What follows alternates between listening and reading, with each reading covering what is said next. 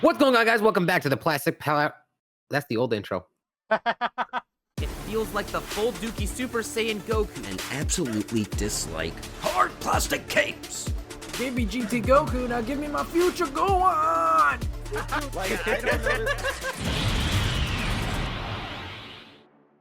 What's going on, guys? Welcome back to the Figures and Films Vodcast. This is Starblast Studios with Champ Animation. Today, we're going to be talking about the newest season of it.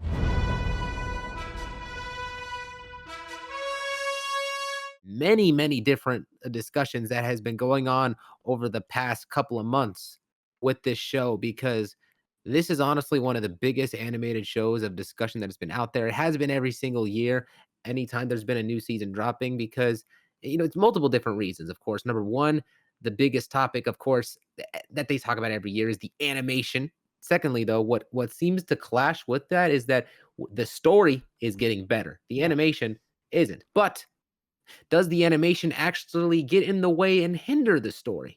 We'll talk about that, all of that today. So, Champ, you recommended we do this video together, so I say you go ahead and start us off from here. Yeah, sure. So, in season 4, I just finished it, a few days ago. We both were watching it, and honestly, I like it. So, by the way, spoilers, if you have not seen season 4 yet, spoilers, of course. Spoilers! Make sure you know. I think we only spent a little bit of time on Earth, like maybe 1 to 3 episodes before we go into space for the war. I kind of like that that we have other planets and other like team members to explore, and like more of Nolan traveling the galaxy to look for these weapons that can kill his species. I like the whole sci-fi aspect of it. I don't know why. It's just always intrigued me, especially in superhero shows. What about you? How do you feel about this whole change of like scenery and tone? It's definitely a massive step up in tone. And one of the episodes I think that really like settles that. I mean, first off, we have a version of Mark who, after much of the character development that we've seen from him in the previous seasons, is absolutely a character who's willing to kill if it means saving humanity. He's not that character who's like, all just like pro-life anymore, because you actually see that he's understood the ramifications of letting some characters live, like Angstrom Lee, to where these individuals can still come back and then become a threat to his family, which I think like has genuinely scarred him into behaving in that way. I mean, literally the episodes of the series of this season starts off with those aliens from Mars, right? Yeah. That they take over people's bodies, or they control them. Oh, the little And the little parasites that get on you, like the kind of like what's his name, the starfish from DC Comics. You know what I'm talking about? Like they're kind of like that, yeah, like a hive mind. yeah, basically. I mean, we already saw that Mark was like getting much more violent in particular, and you can see like, even towards individuals who were like helpless and were begging, Mark was still being a little bit more aggressive towards them. Hmm. But he's starting to, and then it became like a big thing where when those little creature things from Mars ended up invading, just when so they put like a blockade around the city that they were infesting, right? Hmm. And just as they were seemingly about to like break and like, dispense all around the world, Mark actually just decided, you know what, I'm just gonna kill this guy who is like the big one who's controlling all of these parasites. So he went and did that. Um and then and then of course like I like that they actually, explore into the morality of this later in the it was either the next episode or the episode after that. And again, it was interesting because Cecil's like, you know what, Mark, I would have done the same thing. But he obviously likes that, what Cecil's like saying is that he would rather Mark leave those decisions up to him, because having to have to weigh the livelihood of someone, like in be choosing it, it puts a lot of stress on someone, on people, and we're seeing a lot of that happening with Mark. Yeah. So that aggression and that willingness for him to go ahead and kill his enemies does help set a tone, showing Mark's change and the entire morality of many of the characters moving forward. Because where as an audience, it basically sets up into the right sort of field of mind that these characters are in, where killing absolutely is an option, considering that the just like with the Viltrumites, they're prepared to go and kill and ravage all of these different civilizations and planets all throughout this universe. Yeah. So it's a good setup right there. But one thing that truly does set the tone, and this is my favorite part, almost this might be my favorite part of the entire series, was this introduction of the Scourge virus. That Yeah. episode with the flashback and the Scourge virus, bro. I remember watching that episode, and it was so haunting. They have you see all these Viltrumites, right? Hmm. This is a virus that wiped out billions of Hmm. Viltrumites, and all of their dead bodies is what forms the ring around the planet. Bro, That's that crazy. was that was crazy. I've never I that is some of the wildest shit I've ever seen. It And was so haunting, they're but it in was so space, so their badass. bodies don't decompose naturally. So they're just like they still have the full corpses all around the planet. It's just oh my god, it's just crazy. That was probably like one of the darkest episodes. Was seeing that, especially with seeing how these kids are trained to be killers. Like it's all like like the parents have this like ritual or something to see if like they can kill their kids, and if you're strong enough to survive your parents trying to kill you, then you can become one of the ranks for the Voltrum Empire. And it's just crazy. And like the mom, the Nolan's mom, Mark's grandmother, thinks very lowly of Nolan, and she's just like, it's like I should have killed you at birth. But Nolan's dad's like, hey, you did okay. It's like, you know what, you survived, good job. So it's crazy how this like maybe Zamasu was onto something. I'm just saying, it was so barbaric and just like, you know, if you don't meet their standards, it's just you're basically nothing. If you're not one of the strong, to represent this the race, then you might as well just be dead. It's just crazy. Going back to Mark, after his first fight with Conquest, he's still shook up about everything. Actually, the whole past like 3 seasons, he's still shook up. It's like catching up to him, and he's like having these like panic attacks. I mean, he has that even later on, but he's like having these thoughts of like PTSD, basically, of Conquest, and then Angstrom, the Invincible War. It's just it was all just building up. It was back to back to back, and I don't blame him from almost losing it, because it's like every day in Invincible universe, someone's out to destroy the city, and you're just like, bruh, can I just have some peace? Can I just have a break? What if I just cross that line for once? Would things just be fine for a moment? And I like that we dive into what Mark is thinking in this dilemma, like this conflict, that he's like, I don't want to take a life, but if this, like you said, if this is going to bring peace for a little bit, then maybe it's the right idea. So it definitely, Mark isn't afraid to cross that line anymore when it comes to protecting his loved ones. Speaking of his loved ones, we found out that in this season that of course Mark and Eve are growing closer. He meets Eve's parents, the probably the worst parents ever in any superhero medium, maybe next to Mary Jane's. I think that's what her parents remind me of, is Mary Jane's parents. The dad is like he's a POS, right? He's just like, oh, I don't trust anyone. Like I'm the man of the house. Like he's just very, But the mom is also partially to blame because she's a pushover and enables this guy to yeah, act in the way that he does. yeah. And she doesn't So, really have a spine, unfortunately. And Eve sees that, and she's afraid of like living like her mom. But mhm. also, she's dealing with the dilemma of her powers not working, which, of course, we find out that she is pregnant. Oh! So I guess Mark has got to use some, like, super duper strength condoms or something, because what was his best friend? William? He's like, well, Mark is, like, super powerful. Maybe he just has, super.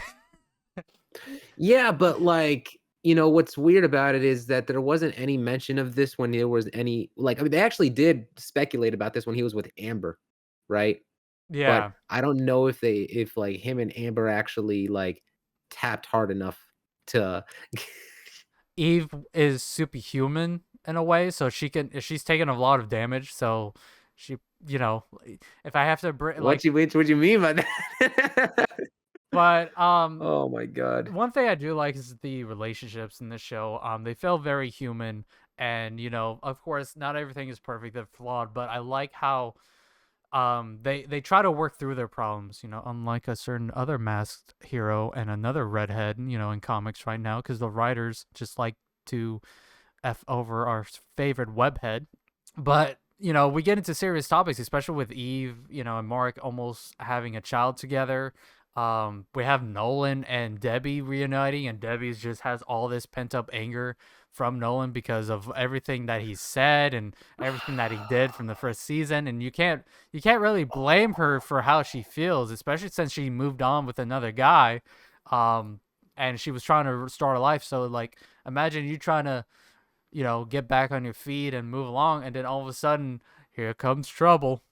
Let's go ahead and pause. I need to talk a little bit about that. So Yeah. that episode, their interactions, bro, that genuinely, like, made me feel uncomfortable. Like, "Oh, man, this is about to be this big topic," right? Mm-hmm.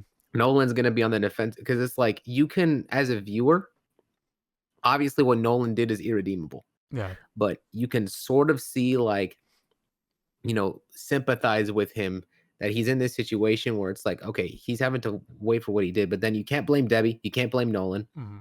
The only thing you can actually blame Nolan about in particular was how he handled the confrontation with Debbie, Yeah. because he made it more about himself, right? Unfortunately, he made the mistake of, like, he didn't have so much of the leverage of time with people being comfortable with him, and he made it more about himself, and he said things that obviously he regretted. Yeah. But the way that Debbie was handled is actually a byproduct of how much better the show had handled her. Mm. More than so in the comics, right? I saw this comparison after, um, bro, in the comics, Debbie just instantly forgave this man, and then they started having sex like three or four times or whatever. That's Like it, crazy. like they just made her like, oh my god, I missed you, and they just got back into it. It was crazy. I don't even know if Paul was a character that was involved in the comics. I don't remember that if that was the case, I but think he oh, was, from what I remember, Paul was in the comics, but he was kind of like a jerk. So hmm, they cut that out to make him kind of like just a standard, normal guy, because for some mhm. reason in the Invincible comics, Kirkman likes to make every like next boyfriend after the superhero a jackass for some reason. It happened with Mark and what's her name from the first season? His first girlfriend? I forget. Amber. Amber, yeah, in the comics Amber had like an abusive boyfriend, and then of course you had Eve with Rex. Rex was kind of an asshole. So Yeah, he redeemed himself, he but did redeem like, yeah, himself. at that point, yeah, he just wasn't a good guy. Yeah, so I don't know. This is just weird thing where every guy that's not the main character, is an asshole for some Mhm. reason. So, I'm glad they like try to fix things in the show. There are some differences between the show and the comic.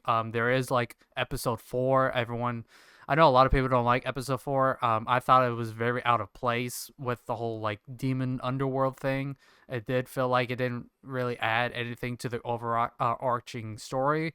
Um, so It did explain why Damien Darkblood would have returned, but honestly, that could have just been explained anyways. yeah, The thing is, though, here, I will say this. That singular episode, yes, it is the weakest episode. It is the most mediocre. Do I call it bad? No. But I would much rather be taking this singular mediocre episode than the entirety of Mark and Amber's relationship. Because, oh my God, that relationship, I remember, just pissed me off, especially in season one. yeah, Pissed me off, like the way that Amber was behaving. And when they were getting into it in season two and they were trying again, I just didn't wasn't invested. I didn't care about the relationship. I just wanted them to break up because I was more invested of, like, Mark and Eve, yeah, possibly, like, getting together, you know. yeah, And thankfully we're getting it is a much better overall relationship, but Now I know some people will disagree about this because of the recent topics that came about with the most recent episode 8. It's a difficult. The thing is that it's a sensitive topic overall. What happened right there? Yeah. But we'll get back to that later. So essentially, that mediocre episode was Mark going to hell to fight off these characters that the Dark Bloods couldn't stop. But there was some funny gags. I thought there was some funny things in that episode. I'm like, oh, this is actually hilarious. Hmm. There was the humor with Dark Blood and the helmet. And then they go into episode 4. That's the episode with them interacting with Debbie, and then they go up into space, Yeah. and that's where we get the return of Conquest. That God, Cecil, you really effed up, man. Why would you? Why, Cecil? Why, Cecil? He thinks I, he's smart, but he's actually a dumbass at times. mm. The thing is that I just think that Cecil wasn't able to directly anticipate just how good the recovery is for a Viltrumite, and that's what caused Yeah. that mistake to take place. Yeah, because they have a healing factor. It's not as like quick as Deadpool or Wolverine, but it's a healing factor that does Mhm. allow them to regenerate, and they can't regenerate like missing limbs, so they can't like if you like pull off their arm or like rip out their eye, they can't regrow that. But if you have everything intact, they can like. If you ever played like Resident Evil, like Ethan Winters, if you're able to reattach his limbs, he's able to, heal. You know, that might be some One spoilers for thing that Resident did Evil. make me question the episode though is like if you think about it, right? If Conquest was no longer alive, Mhm. what about the episode? What about the tides of the war would have changed? More likely than not, if Conquest wasn't there to die again, then one of the other Viltrumites, like Steve Harvey, aka Lucan, would have died. What probably would have died, or that one dude with the eye patch. I forgot his name. General Craig, it is Craig. Yep. Craig. Okay, yeah, and it would have been an interesting. It's an interesting thing, like thinking about it, but at the end of the day, I see why it was there because it made it to where the next episode comes in, right? Like, and again, really, really good fight that happened between Mark and Conquest and My Oliver. insides still hurt from watching that. I'm just like watching that episode, and I'm watching that with my buddy Limit, and we're just like thinking, bro, he read the comic, so he knows what happens already. But I'm just like sitting there thinking, bro, how is he gonna recover from all of this?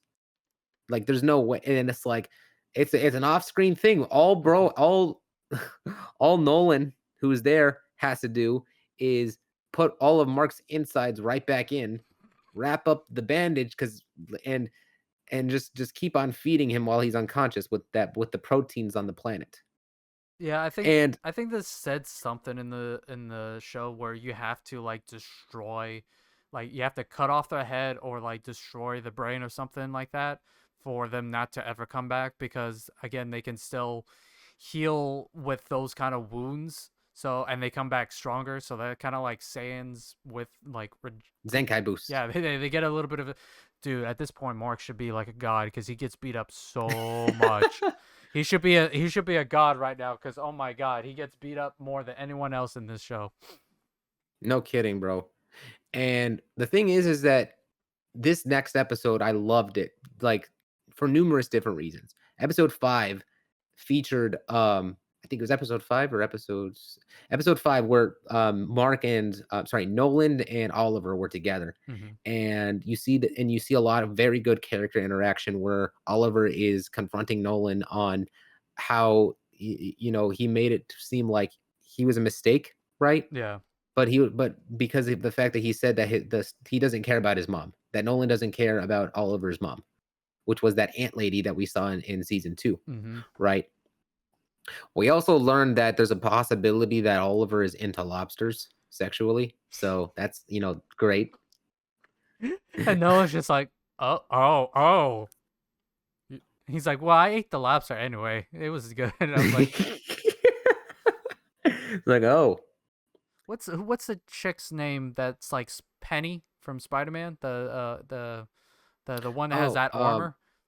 yeah, like, she looks like Penny. Oh my It God, was that Tech Jacket. I know her. Jacket. Yeah, so I Uh, know Tech Jacket in the comics is a male, but Zoe. Zoe, yes, I know she's a he in the comics, but they change it to a female, which I honestly don't mind. Because one, I saw what Tech Jacket looks like in the comics. He looks like Mark, and Yeah. I don't mind them adding another female to the team. So it just Mhm, adds a little bit of variety and creativity, and I do like that she kind of reminds me of Penny Parker a little bit. So I don't know. mhm. She seems like the MVP. I just like her like alien technology. It's like a mix between like Blue Beetle and like Iron Man. Kind of also like Green Lantern, where it could just create anything too. So it's like it's a lot of amalgamations of different characters with that thing. Yeah, it looked like that mix of more so not so much with Green Lantern, but I see what you're talking about with the Iron Man nanotechnology Yeah, type thing that's going on there. yeah, and it So, comes out yeah, like her backpack or something like that. So that's very it does feel like a more modernistic, thing with a lot of superheroes nowadays, which I think fits in the world of Invincible and doesn't, like, overdo it in the way that it seems to. It's like Mhm. she's the perfect type of character that they can have while they're out in space, Yeah.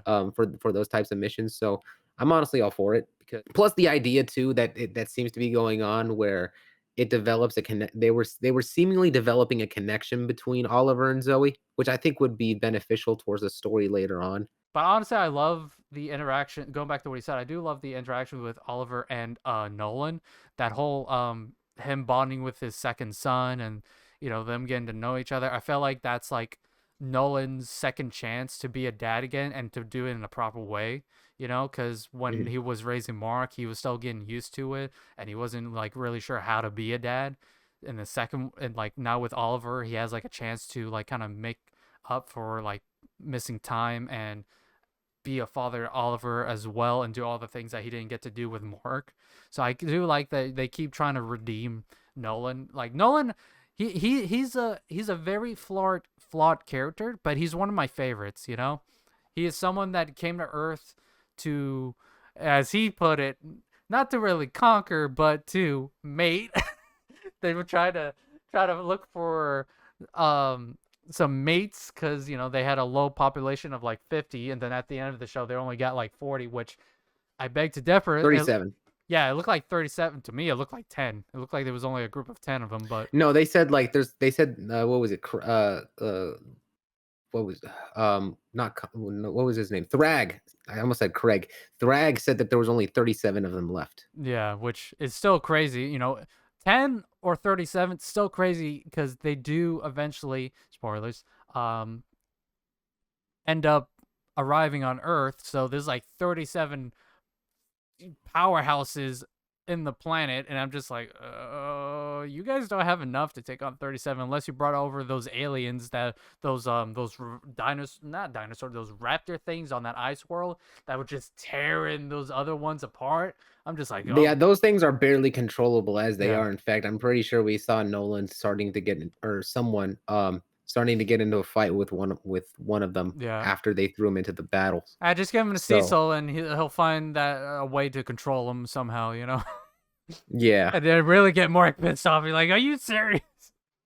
Yeah, but to be honest with you, here's the thing, man, is that even if they were to find and kill all the Viltrumites that end up on planet Earth, Thrag is going to end up it would be too much for him. Yeah. Bro, Thrag is literally like the Broly of Hmm. the Viltrumites. Oh yeah. That's what this man is. Undisputable. There was Bro even a is scene where he was chasing Mark in space, and all I could think was, "Go Broly, go go, go Broly, go go." Like he was pissed, and I was just like, "Oh, this is giving Broly energy."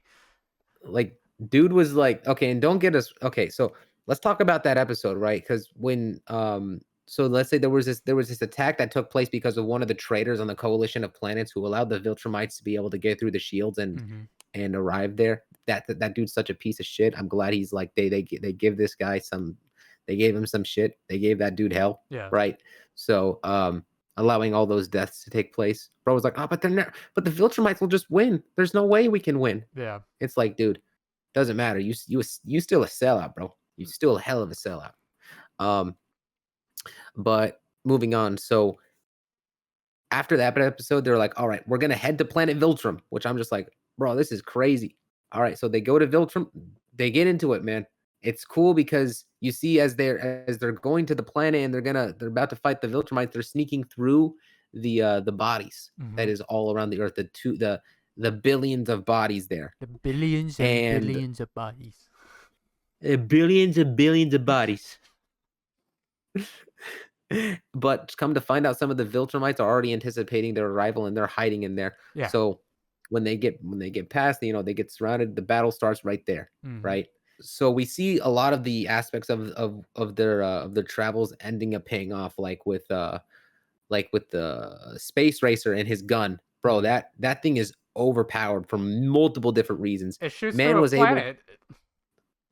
bro. Okay, so the thing is that the gun is powerful, but even it's not just it by itself is not viable enough to Yeah. actually destroy the planet. It's enough to destabilize the planet's core. So that's why, like, after the usage of that, the it was Mark and Nolan and hold on. I'm skipping ahead. Bro, I need to talk about Thrag's strength. Hmm. Dude is so strong when he is talking to Nolan, he's about to punch him. The same force that they use to lift off him in flight is what's being used to suck Nolan in to where this man can uppercut him, right? So they wonder like how they're able to make their own like force to fly off of nothing. That's it's basically we're basically led to understand that this is the same exact thing. Now, in the comics, from what I've seen, when when they're fighting Thrag actually bleeds a little bit from the punches that Mark gives him. Yeah. But it's like the punches that Imperfect Cell gave Vegeta. Bro would just be like, just wipe it right off. Yeah. Dude doesn't even get that Or at all, or bro. like They don't Thanos, even or like Thanos in Endgame, he's like, all of that just for a drop of blood. all that for a drop of blood. But it's just like it's so over the top, overpowered type of thing because that type of what he did right there is literally the type of thing that I would think of when when I'm a kid, bro. Bro hit him so high into the sky, launched him back into space, and still go like Nolan keeps on flying uh, all the way through like the ring of the dead bodies Hmm. up and over there. Like it's genuinely crazy just how hard just how much more powerful this man is. So, anyways, after they destabilize the planet, they destroy planet Viltrum, which honestly, beautiful scenery, incredible music, soundtrack was like all of the budget from that episode must have gone into the destruction of the planet right there. That and It it that and was the voice actors, because they keep bringing on celebrity cameos. So That too, bro. That's a problem. They need to stop bringing in like these crazy expensive voice actors, bro. Hire hire people from Funimation, from Crunchyroll or something. I don't know. Those yeah, people need money. the problem is like you can see it when where the budget goes to, because again, I don't want to, you know, I don't want to agree with all the TikTokers and YouTubers and social media, but there are moments where I see the PNGs, laziness, and there are moments where it's like supposed to be an iconic shot from the comics, and it just looks boring, bland, doesn't make me feel motivated or anything like that. Um, Very simplistic. I was Yeah. I was rewatching scenes from the first season. I'm just like, you know, I would rather they take their time pumping out seasons than doing like a seasonal run, you know? I want this show to do better, you know? It's a good show, but I feel like it can still use a little bit more of a budget, you know? Like it has the potential to be better. Yeah, by all means, I totally agree with what you're saying, but I'm also going to play devil's advocate. When season 2 came out, it was a couple of years after season 1, Hmm. and the time span that took place between the two seasons, the problem with was that um the show, like when it takes that long to come back, the problem is that it doesn't there's the risk that it's not able to retrieve all of its audience that it did when the show was originally airing, right? Well, it didn't help that they split that season into two parts, and we didn't get the second part until 6 months later. True, true. That at the same time, the way I see that episode is, I mean, the way I see that season is that Invincible has so much that's going on with it. I do think that it needs to come out with episodes every year. Yeah. But one other thing I will say is that I'm not expecting every single season to like be season one quality. There's a lot of misinformation that people keep saying, which is pissing me off because they keep saying there's only 4 animators that is working on Invincible. That they're not talking about animators. They're talking about people who coloring and compositioning of the entire show. Well, I've seen it, but I'm not able to explain it properly. But I Yeah. understand it enough to say that those 4 people are not animators. They're just coloring the show and Yeah. polishing it in such a way underneath a certain time crunch, which is why the episode can look dull like that in certain scenes. It's not so much to do with the animators. But yes, you'd still have the same issue with certain things looking like PNGs, right? Because of the actual animators. Hmm. That I think can be improved and it actually has been a little bit improved a lot better in this season overall, Oh yeah. right? And there is a lot and there has definitely been some touch ups. They did acknowledge the bad animation that was in season 2 and season 3. However, the color compositions could absolutely be better. You can definitely do more than just 4 people for the composition department of the show. Yeah. And if they have a bigger team and they have a little bit more time, then yes, the animation was better. All you have to Mhm. do is increase the composition. I think a lot more people will be satisfied with the design overall. I'm still invested in the show. But from a technological standpoint and just simply viewing it, yeah, I can see like there can be a lot more character expression added into those scenes to help amplify it a little bit more. The only thing I will say this Yeah. is that Peter Kalamis and Frank Welkers or Walk I can't remember. That was awesome casting. I Optimus Prime and absolutely love, Megatron. yeah, the voice of Megatron. That was just like made me Yeah, like so happy. that was a little cool little reference with those voice actors, especially since they were on opposing sides. I did like that a lot. I love yeah, I love Peter Cullen. I think he's a terrific voice actor, and he just has such an iconic voice. Here, I didn't think. Yeah, it's funny enough. Even though I'm still here in Optimus Prime, he acts in the show in a way that doesn't remind me of Optimus Prime, because this is a character that he plays that is willing to do anything to try to get rid of the Viltrum Empire. Also, I sent you a couple of images. What I was talking about earlier is like for like the funeral for Rex's funeral last season. You could see like how the show just doesn't do anything with the lighting. And then in the comic, it sets the Yeah. mood with it being like grayed out, very dark. I think that's a big miss for this show is using those colors to emphasize mood and tone, because it just sticks with the basic color palette. Of course, you got all the PNGs in there. That's just hilarious. Everyone ripped that apart. But it's just like Mhm. it's one of those Those things. literally just look like the character design sheets is placed right there. At Yeah. least you can't say the same for that for the other picture that you sent where all Yes. of them are getting ready to go to Viltrum. Yeah. So that Like, one is a little bit better, but I would still like just a little bit more.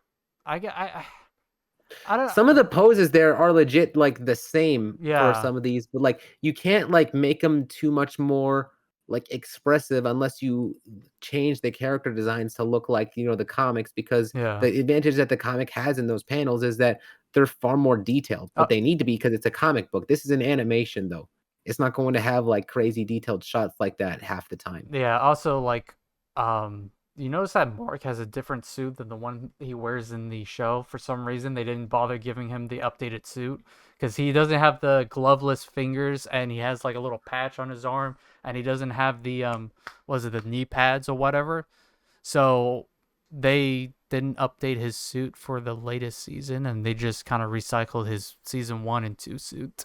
But yeah, no, I do like the fights in this. You know, getting switching from the talking about the production of the episode, going about the action. The actions holds up. Voice acting's great as always. Um, Again, I don't read the Invincible comics, so I don't have a lot of knowledge of what's going to happen later in the arcs. but do you have any expectations on where the next season might go? Because now that the war is technically over, they didn't win. It's more like a stalemate, to be honest. But what do you think Invincible is gonna go with his story in the next season?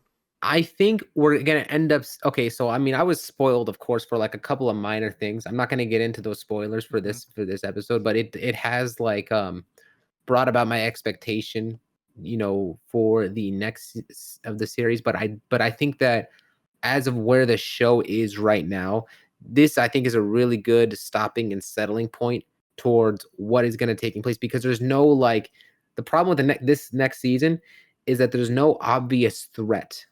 Like with the Viltr, like when we left off at the previous season, there was the threat of the Viltrumites taking like place, because that was the big question on our minds was what were the Viltrumites going to do next to planet Earth now that Conquest has been killed, Right. right? Or no, he wasn't killed, but he was supposed to be killed. Like now, since we know that the Viltrumites are mostly settling on Earth, what is potentially going to happen right there? For what's it going to mean for the future of it? And also, how is Mark going to end up developing? What is his job? What is he going to be doing? Um, how is the situation going to get worse? From what I understand, things are supposed to somehow get even worse for Mark and Nolan and the rest. Man, they can't catch a It's break, can they? they can't catch a break, but I don't know what exactly that threat is going to be. So I'm mostly going into the next season curious as to how the story is going to progress, but not really with anything to anticipate, because I don't know what to anticipate. We don't. We still have a lot of unresolved things because we still have Robot and Monster Girl trapped in the Yeah, other alien dimension. Those aliens that were in the first season that Nolan supposedly wiped out came back with a vengeance for a third time, and Monster Girl and Robot went in to try to stop them from advancing and trying to come back. So they're trapped there, and again, their race. I think time over there is faster than on Earth, I believe. Or no, it's slower. I think it's slower, it's faster. like a hyperbolic time chamber. Yeah, so time moves differently for them. And we also have the weird crime syndicate thing going on, which I never really found interesting. I just feel like The crime syndicate. Oh yeah, that's right. With all those villains. yeah, with the guy that turns into stone and then the robot head. I forget to be honest, I forget that whole plot line because it's just so forgettable. I don't know what they're gonna do with that. I don't know if Mark is gonna team up with them or something to take on, you know, the Ultramites or anything like that. So Hey, I don't know where that's going. yeah, you're talking about the guy who talks like this dude. That guy. Yeah, yeah, yeah. I hopefully it has a payoff, but I guess it's also to show Mark is not afraid to draw that line, but Oliver doesn't want him to draw that line. You know? Well, they did the same exact thing with those characters from Mars, Yeah. right? And we saw that ending up like paying off in the first couple of episodes where that True. went. So, it's probably going to end up leading into maybe a 1 or 2 episodes section with all of the villains. Yeah. That's going to be really impactful. But other than that, it's that's probably all it is. As Mhm. for what they're doing with Damien Darkblood, I'm not exactly sure what's happening with there either, but I'm looking forward to it. I Mhm. think there's going to be a lot that this season is. I'm mostly, yeah, like I said, I'm going into this season with curiosity. I don't know what's going to happen. I kind of am okay with that because it's not going to leave me at a situation where I'm just like, what's going to happen next? What are they going to do? It's not like a big cliffhanger. And Yeah. I feel like I can go into this next season like at my own pace and not have to like jump into the episode as soon as the newest one comes out. More people need to watch this show. I think a lot of people are missing out. It's definitely one of the best shows for superhero animated superhero shows out there in modern day. Mhm. And it's a shame that It's better than The it has Boys. all of these grievances. It's No, better. I don't. No, The Boys has just gone downhill. It's The just Boys went downhill as soon as the Breaking Bad writers left. yeah. Like what was that after season 3 or 2? I don't remember. I don't care. The It's Boys just is not. now at this point just shock value and raunchiness just to be raunchy. It doesn't really have anything entertaining in the story. If I had to pick a superhero show and to recommend people to watch Invincible, and definitely check out the comics as well. I want to check out the crossover comics with Spider-Man, because I know that was like a whole arc they had to not use because copyright. Yeah. The interesting thing I will say is that the comics, the problem with them is that they were actually put stories that happened later, sooner in the story, and then some of them that would happen sooner ended up happening farther, like the stuff with Rex and him, and not Rex, Robot, getting a human, like getting an actual proper human body that looked like Rex. Yeah. But that is now we don't have that issue. Everything from this point forward, from what I've been told, that's happening in this comics is going to be happening in the order. You're not going to be going into the next season, right? Or reading that point in the comics, then continuing to read stuff that you already saw happening in the story. All right. So, but how they end up adapting that later, that'll be very, very different. Yeah. So, anyways, thank you guys so much for watching. Looking forward to seeing what you guys think about this show in the comment section below. We'll see you all there. Have a great day, everyone. Take care. Be sure to subscribe and stay notified.